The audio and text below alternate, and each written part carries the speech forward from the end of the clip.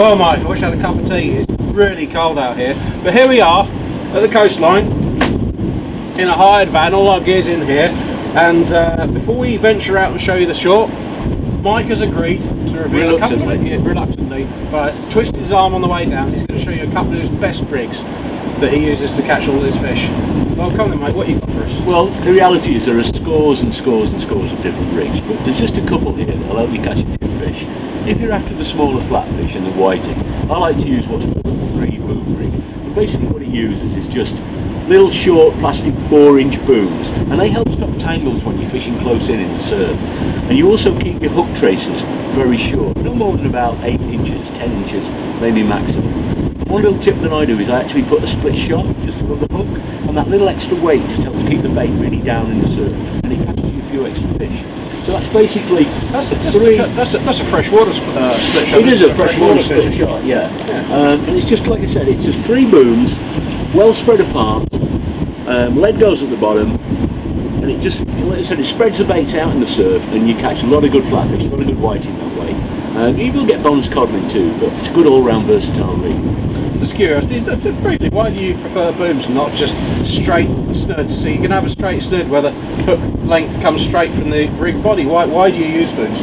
Because when you're fishing very close in the surf, you've got that continual turnover of the water. Obviously, when you fish into a fairly tight line, sometimes you fish to a slack line, if it's very calm. But usually when it's a little bit rougher, you fish into a tight line looking for bites, because you get that little bit of lift in the line. The booms stop the tangles. You don't get the hook traces tangling around, and it keeps your presentation much better. And I find you catch a lot more fish on. Yeah, exactly. The fringe spin. I find I catch a lot more fish using a boom rig.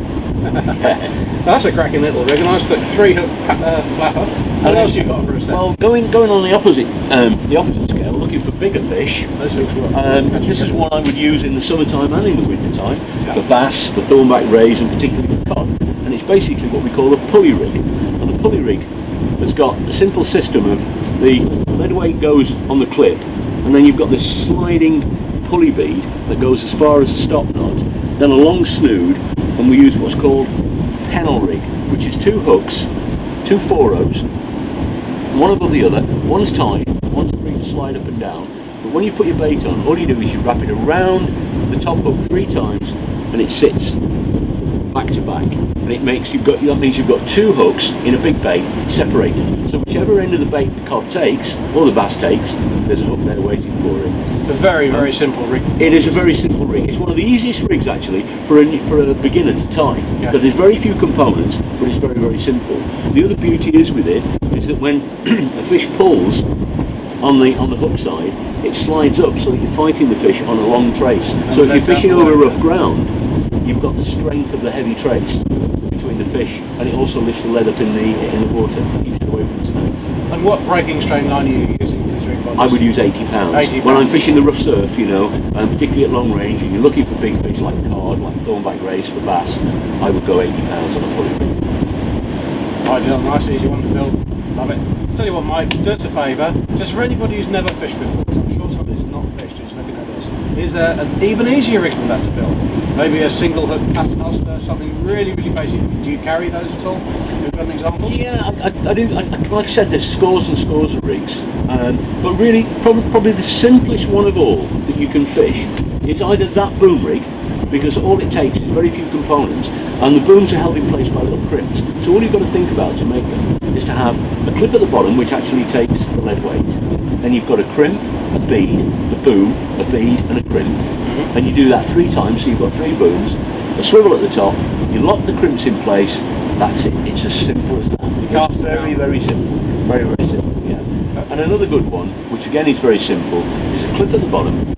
Use a £60 rig body. A lead clip you're talking about? Yeah, yes. A lead clip, use a lead clip. £60 rig body, only wants to be about 30 inches long. And if you go into a tackle shop, you can buy neoprene tube, and it's got to be neoprene tube. Right? And you cut it into very short sections, about 1/4 inch long.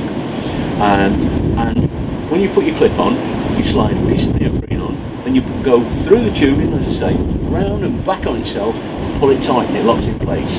Then you put a swivel on, and another bit of neoprene, another bit of neoprene, another swivel, another bit of neoprene, finish with a swivel at the top, and you tie your hook traces to the swivel, and you can actually move that up and down. And what that means is that if you find that all the fish are coming on the bottom hook's about sort of 10-12 inches away from the clip, you can actually slide it down and also slide the top one down a little bit, so you actually have two baits in the feeding zone. Little things like that can make a difference on the day. That's brilliant. I'll tell you what, just for a treat, I think I've got the components to build one of these. Shall I build one of these? It won't take a minute. It wouldn't take long, yeah.